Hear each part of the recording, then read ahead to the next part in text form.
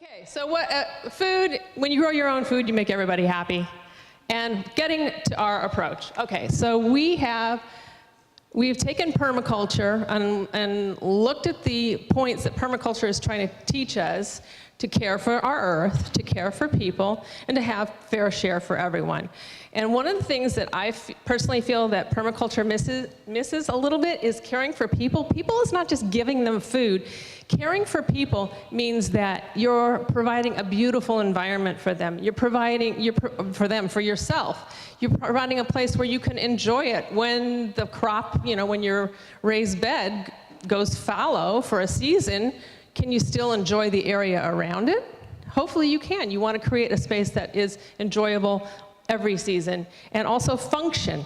A lot of people take the approach like, oh, I'm going to put raised bed in my front yard, and no wonder the neighbors are upset with me because I've got my raised beds out there. Well, what if you think differently and don't just enforce this raised bed concept and create a beautiful yard that happens to have plants that produce food in a more landscaped environment?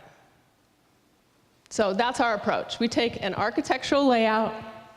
We're not into having a bunch of raised bed boxes. We do have raised beds with seasonal crops that we grow. And we're doing layered planting. We started out with our trees, and now we're into a place where the trees are mature enough that we're starting to put more and more plants. Whoops, thank you. I'm booming. We're using a lot of recycled materials.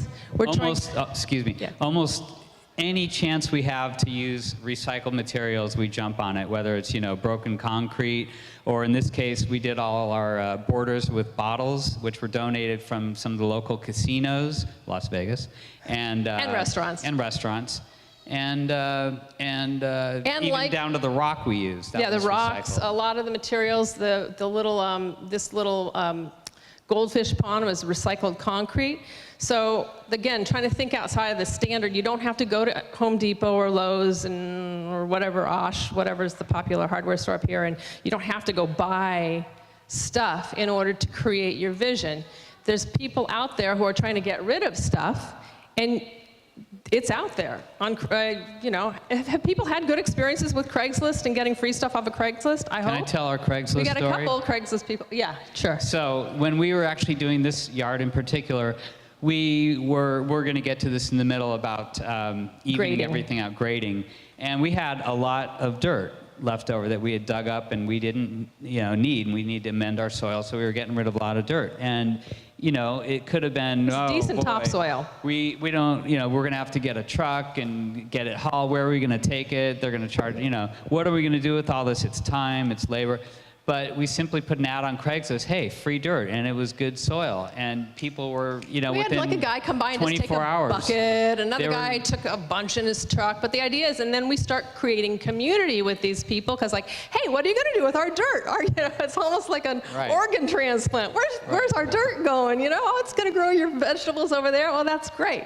So it's a really great thing to not only think of how you can get stuff for free, but also how can you reciprocate back to your community. Exactly. So again, landscape principles. My background is as a lay architect. I'm now a UX architect online, so I'm always thinking in terms of organization.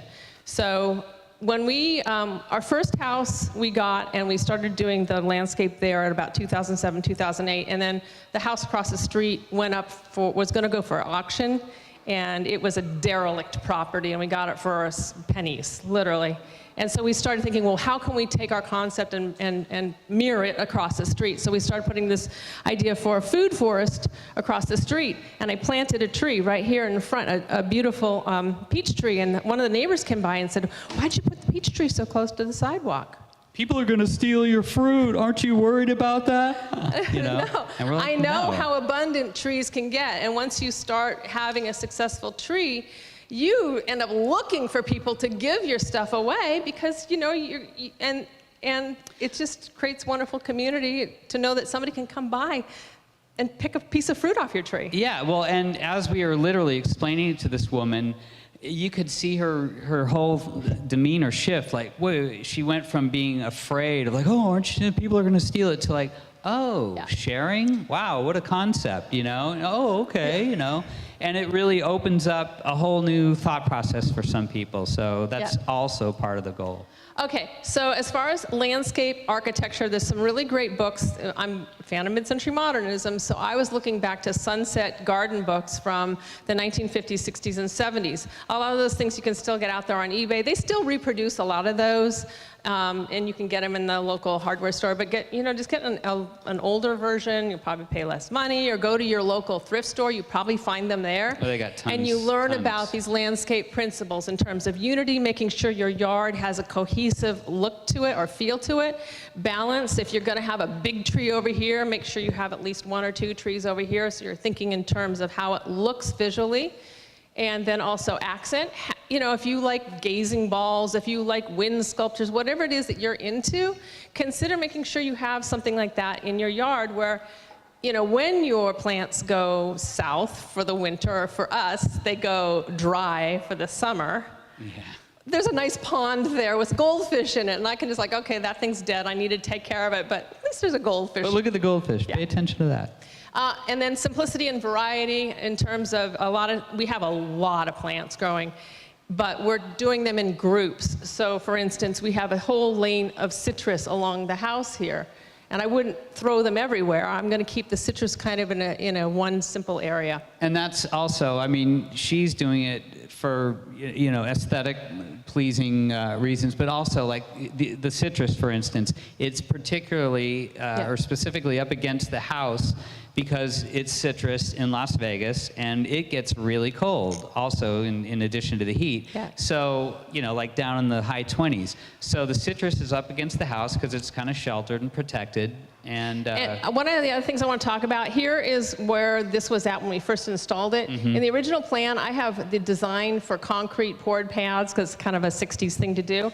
But we don't have that budget right now, so instead we've got nice recycled gravel in there. And we know that in the future, should we have the time and energy and money to do it, that there's a future plan. And that's another thing I can just say, don't freak out that like it's not perfect in this now moment. As long as you know what it's going to be in your head, it's all good, And just let the process unfold, and you'll get to those concrete poured pads one of these days, right, Mason? Yeah, that's right.